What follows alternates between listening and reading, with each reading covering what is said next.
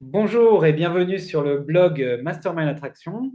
Donc, je suis Benoît, l'auteur de ce blog, et donc l'objectif est d'aider des salariés qui sont insatisfaits à créer une entreprise qui les épanouisse et qui leur apporte de la liberté. Aujourd'hui, j'ai l'immense honneur d'accueillir Eric Baudet. Donc, j'ai fait plusieurs articles sur lui dans mon blog. C'est l'un de mes mentors. C'est avec lui que j'ai découvert l'univers du mastermind. Et j'ai aussi parlé de lui lors d'un article sur la pyramide de Diels. Donc, bonjour Eric. Est-ce que tu as un petit mot pour les auditeurs avant d'attaquer vraiment dans le vif du sujet, qui est Bonjour tout le monde. Bonjour Benoît. bonjour Eric. Donc, on attaque directement dans le vif du sujet alors. OK. Donc, pourquoi rejoindre un mastermind et poser une intention collective?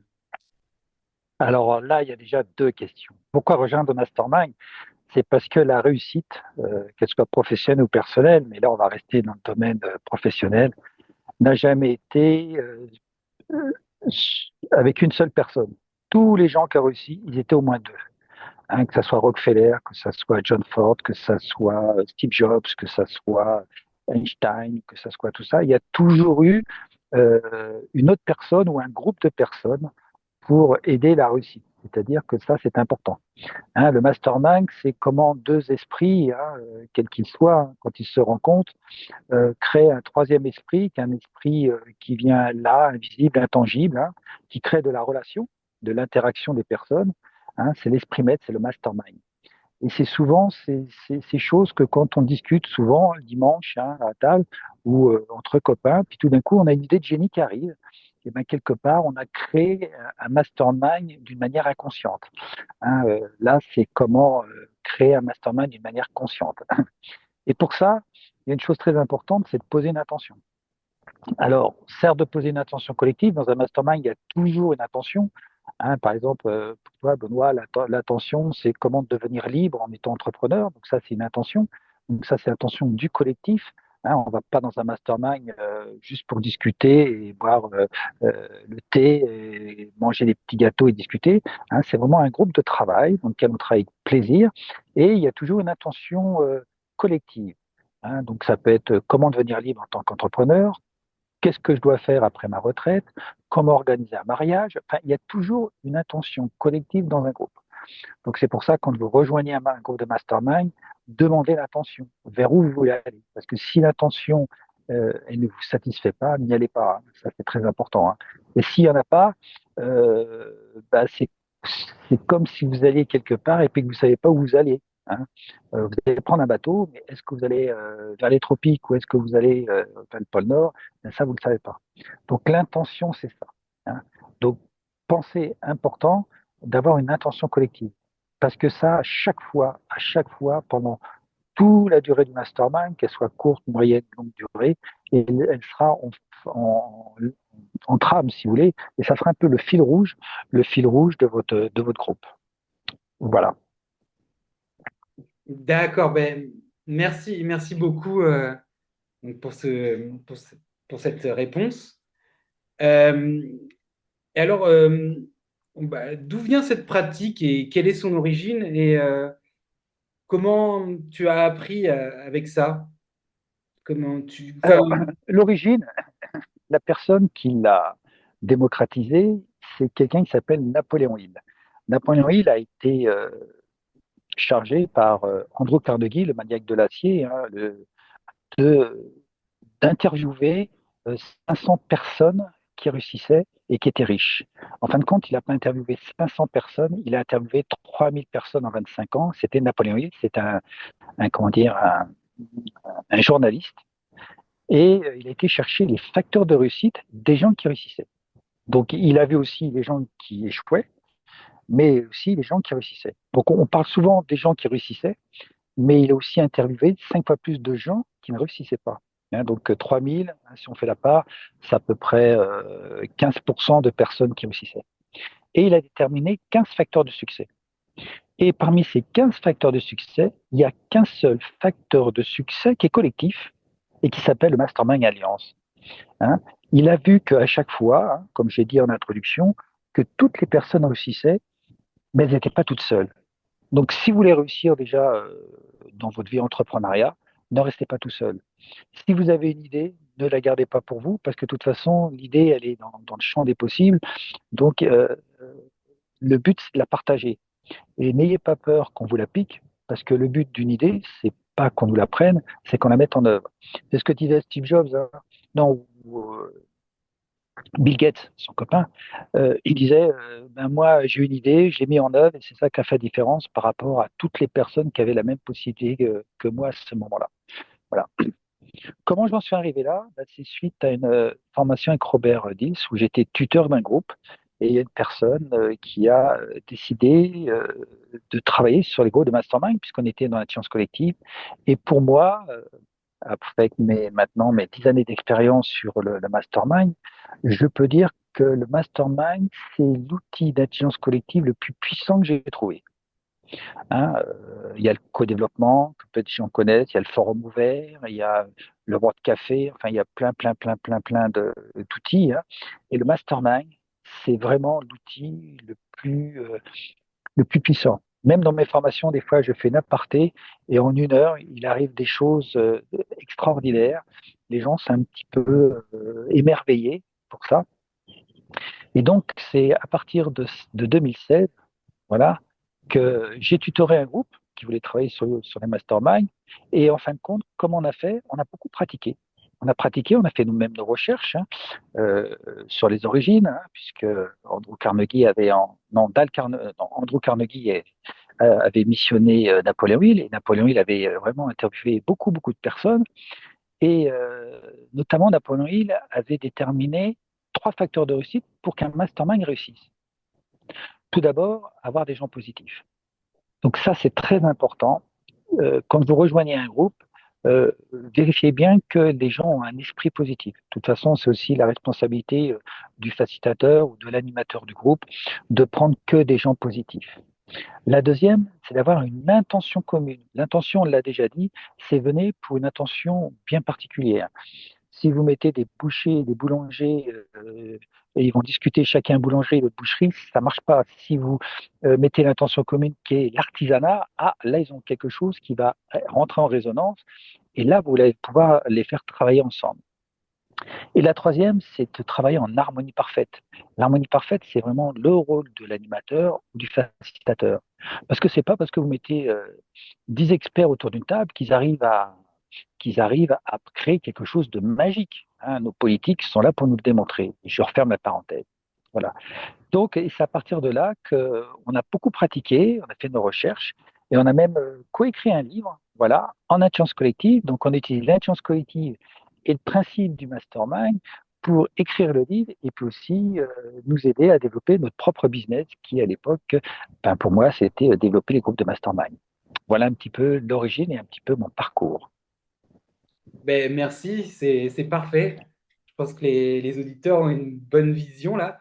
Mais alors, du coup, maintenant, comment ça marche? C'est de la magie? Comment ça se fait que, euh, enfin, on y arrive mieux, on a des meilleures idées comme on est en groupe? Ouais, c'est, Ouais, très bonne question. C'est pas parce qu'on rejoint un groupe de mastermind qu'il va y avoir la magie. C'est pas parce qu'on met tout de suite mastermind dessus que ça marche. Parce que souvent, les gens mettent du mastermind et en fin de compte, c'est des réunions classiques. Ils ont mis juste un mastermind parce que ça fait bien ou parce que c'est, comment dire, c'est la mode. Dans le mastermind, il y a vraiment une pratique. C'est modélisé. Et pour créer la magie, il faut que les gens soient un petit peu comme si vous faisiez un marathon, il faut être échauffé. Vous ne pouvez pas démarrer une course si vous n'êtes pas échauffé, si vous n'êtes pas préparé. Et pour que le mastermind marche, c'est-à-dire quand on va échanger les idées, il va falloir que les personnes au départ soient en résonance. Alors certes, la résonance de l'intention, puisqu'on vient là pour une intention, donc l'intention commune, ça marque déjà une résonance, mais à chaque début de séance, on va mettre les gens en résonance énergétique. Parce que si vous avez des gens qui sont pas très bien dans leur basket, ou des gens qui sont un peu fatigués, ou des gens qui sont un peu euphoriques, et puis ou des gens qui sont un peu zen, et ben si vous mettez toutes ces énergies-là ensemble, ça va pas marcher. Mm. Il va falloir les mettre en résonance dans une énergie basse et positive. Pourquoi basse? Et c'est là peut-être la différence qui a fait différence. Parce que souvent on croit qu'il faut mettre les gens dans une énergie haute pour qu'ils produisent plus. C'est une erreur, erreur fondamentale. Parce que quand on est dans une énergie haute, on fait du bruit. Hein, quand on est bruyant, quand on est enthousiaste, il y a du bruit autour. Et là, on ne va pas écouter les signaux forts et les signaux faibles, l'intuition et les émotions. Et en plus, ça consomme beaucoup d'énergie. Donc, consomme beaucoup d'énergie, on n'entend pas les choses, on n'entend pas ce qui se passe à l'intérieur du corps. Donc, en fin de compte, on va louper 90% des choses, voire même 99%. C'est pour ça qu'il faut être en énergie basse et utiliser le silence. Et il y a une phrase de Maître Zen, enfin, des gens qui font beaucoup de méditation, et j'aime beaucoup. La méditation, c'est l'art d'écouter entre les mots. C'est l'art d'écouter le silence entre les mots. Et on va utiliser ce silence justement pour créer la magie et l'émergence, car le silence, c'est l'émergence. Et si on n'est pas dans le silence, on ne sera pas dans l'émergence. Donc, première chose, il faut mettre les gens en résonance, trouver des gens qui soient très différents, ça s'appelle la synergie. Résonance pure synergie avec la préparation qui est modélisée, que je t'ai transmis et que j'utilise, va créer l'émergence de solutions, l'émergence de nouvelles idées, le waouh et qui va créer la magie. Hein. Parce que c'est pas parce qu'on met 10 personnes les mieux sur un terrain, bah, s'ils savent pas passer le ballon, ça marchera pas. Bah, nous, c'est pareil. Nous, le ballon, c'est la communication, c'est le silence, c'est l'interaction. Et c'est ça qui fait la magie. Mais il y a un temps de préparation, d'échauffement qui est primordial. Ouais, mais merci, merci pour ces explications. Et c'est vrai que ça me donne plein d'idées là pour mon mastermind en plus. Et ouais, c'est vrai que je suis content, ouais, conscient, ouais, que l'harmonie, comme tu as dit, les énergies basses, euh, ça c'est le facilitateur, il doit pouvoir parfois les gens qui sont fatigués, enfin, faire descendre l'énergie, c'est intéressant, ouais, ce que tu as dit. Bon, maintenant, alors comment concrètement, si, qu'est-ce qu'il faut? C'est quelque chose qu'il faut tester. Donc, ben moi, je vous encourage déjà à rejoindre le Mastermind Attraction, enfin, ou en tout cas de discuter avec moi pour voir si on a donc des projets communs. Enfin, on peut avoir une intention collective qui colle à un groupe, à mon groupe. Mais alors, comment on peut tester ça? Comment on peut faire des petits exercices simples pour commencer à, à créer un peu de la magie quoi, autour de soi et C'est une vraie pratique. Et il faut, dans les masterminds, les vrais masterminds, euh, on n'a pas d'improvisation. Il n'y a pas d'amateur. On est vraiment des professionnels. Et tester, je crois que c'est tester à sortir sa zone de confort. Il faut tester à oser faire. Quand on rentre dans un groupe de mastermind, je vais revenir avec peut-être un élément important, c'est l'indice d'anciennabilité.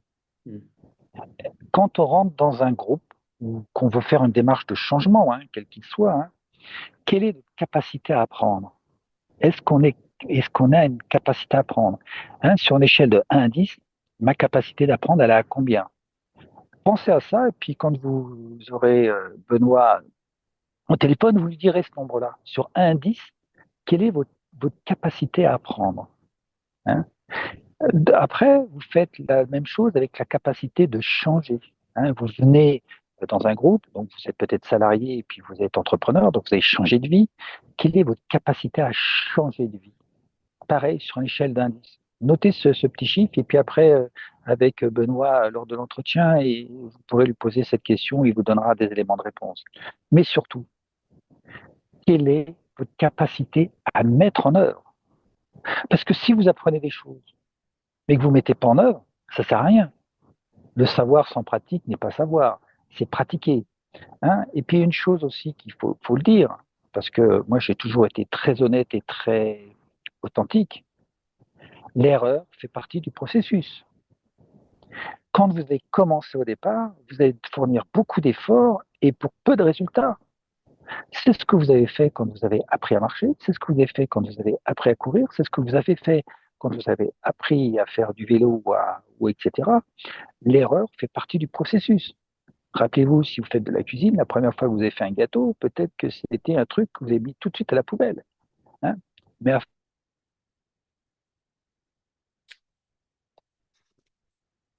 force de lancer. Donc ça, c'est important. Votre capacité à apprendre, votre capacité à changer et votre capacité à mettre en œuvre.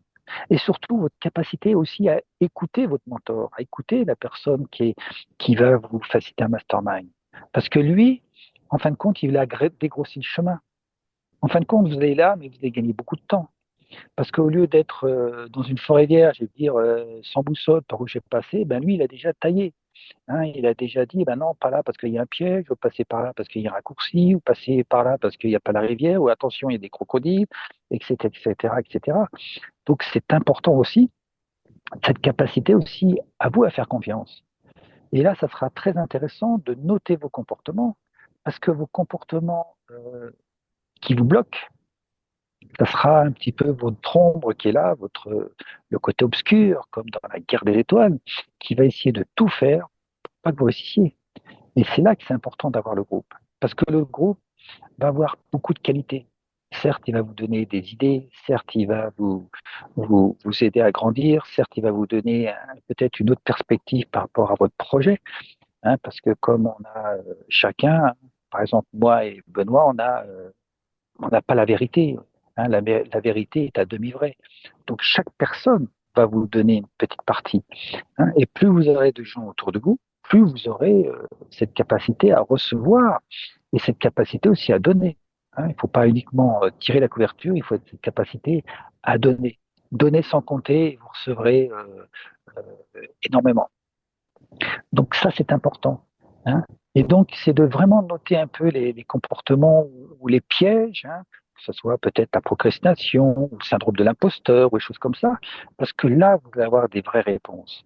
Et parce qu'il y a une chose, je pense qu'il n'y a dans aucun groupe, enfin, tout au moins, je parle du mien, mais je pense que Benoît fera exactement pareil, c'est ce soutien entre les membres.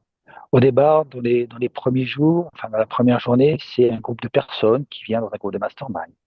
Et puis après, deuxième jour, on est plus euh, une bande un groupe d'individus.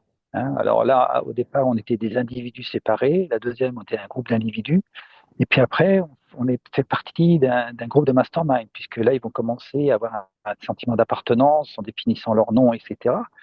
Et puis après, ça sera vraiment des amis. Hein. Si je peux citer un exemple, moi je sais que dans un de mes premiers groupes, il y a une personne à un moment donné qui a dû déménager. Elle a demandé à ses frères, ses sœurs, ses amis proches qui étaient là pour l'aider à déménager. Et bizarrement, il n'y a eu personne. Et le vendredi soir, elle avait personne. Et elle déménageait le lendemain. Elle a téléphoné à ces 6 ou 7 personnes du groupe. Et le lendemain, tous les gens étaient là. Mm. Tous les gens étaient là. Et là, je peux vous dire que ça montre un petit peu au-delà du côté humain cette solidarité et cette entraide. Et d'ailleurs, dans ce groupe que je pense, les gens ils sont encore en relation après plus de 10 ans. Et ça, alors c'est pas dans tous les groupes. Hein, il y a des fois il y a des groupes, les gens se séparent à la fin du groupe, mais il y a souvent au-delà du groupe, hein, quand le groupe se termine au bout d'1 ou 2 ans, et ben là les gens continuent. Moi, je sais que là, dans quelques temps, je vais revoir une des personnes de mon premier groupe de mastermind. On va échanger, voilà. Voilà, on est devenus maintenant des bons amis et on va aller déjeuner au bord de la mer, voilà. Donc ça aussi, c'est bien, ce soutien, cette, euh, cette solidarité entre membres. Ouais. Wow. Ben, merci, t'as dit vraiment énormément de choses. C'est vrai que je pense que tu as commencé sur l'indice d'enseignabilité. et passer à l'action aussi et le changement. C'est vrai que euh, c'est quelque chose de magique d'avoir un groupe aussi autour de soi qui a la même vision. Enfin, il y a, Ouais, puis il y a une chose aussi importante, c'est qu'à la fin de chaque séance, c'est toujours mettre un objectif. Alors, un objectif et des intentions. Alors, si on en viendra aussi, tu pourras l'expliquer aussi plus en détail dans tes groupes, puisque là, ça mérite des fois une journée d'explication, la différence entre une intention, un objectif ou un micro-objectif. Et c'est vrai qu'il y a des choses qu'on utilise en préparation mentale ou l'état d'esprit aussi. Hein. Je n'ai pas parlé de l'état d'esprit, mais pour moi, c'est tellement évident. Mais c'est le point zéro quand on rentre dans un groupe de mastermind.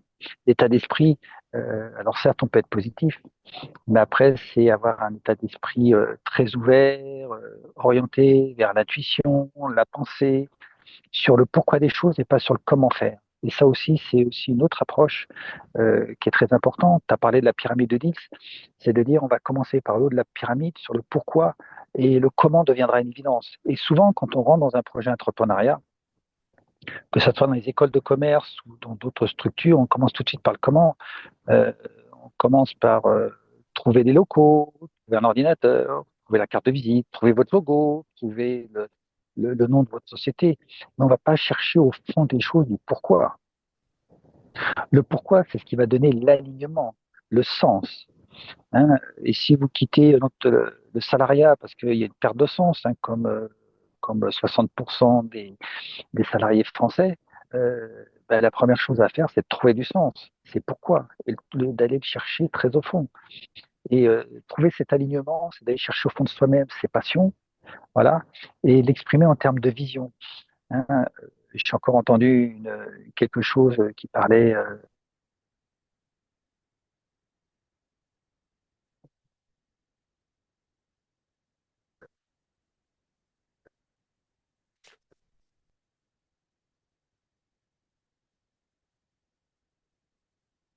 Eric, il y en a une coupure.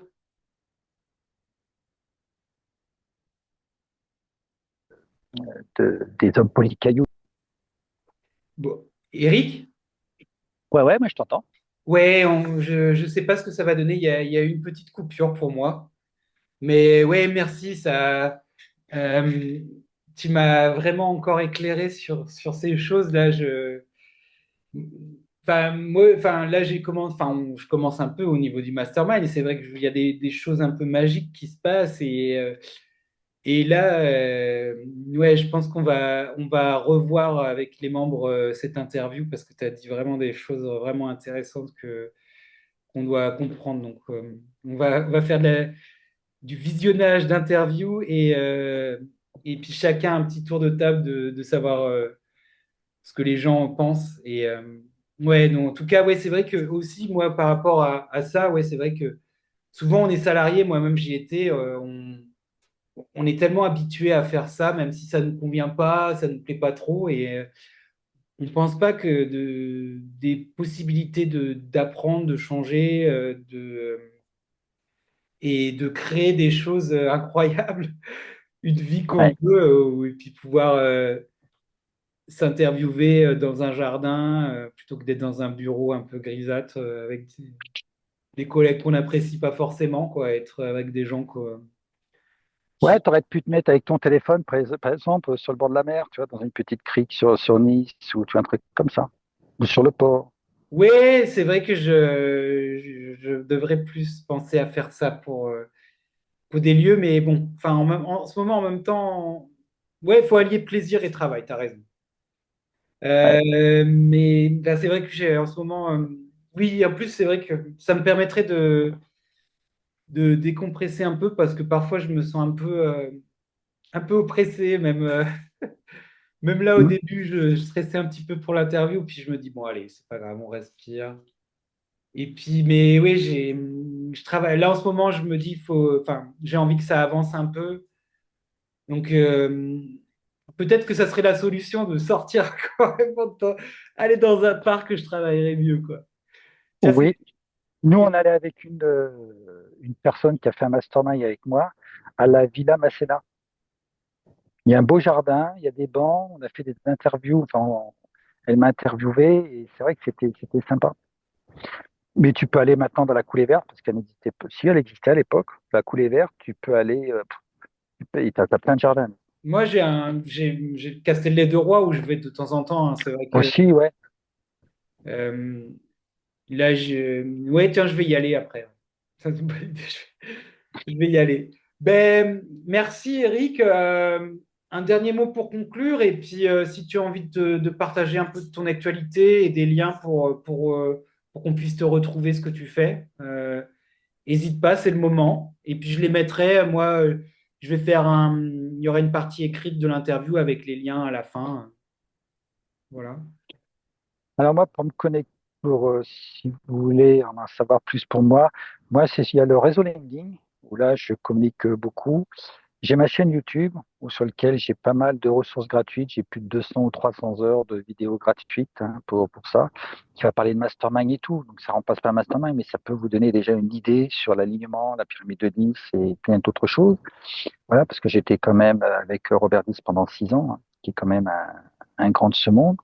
Et puis vous avez aussi mon WhatsApp aussi. Vous pouvez me connecter sur WhatsApp si vous le désirez. Voilà. Donc ça, c'est les trois grands canaux. Les mails, je ne regarde plus. Même des fois, ma femme m'a dit, t'as reçu un mail? Je dis, je sais pas. Donc surtout pas les mails. Mais LinkedIn, oui.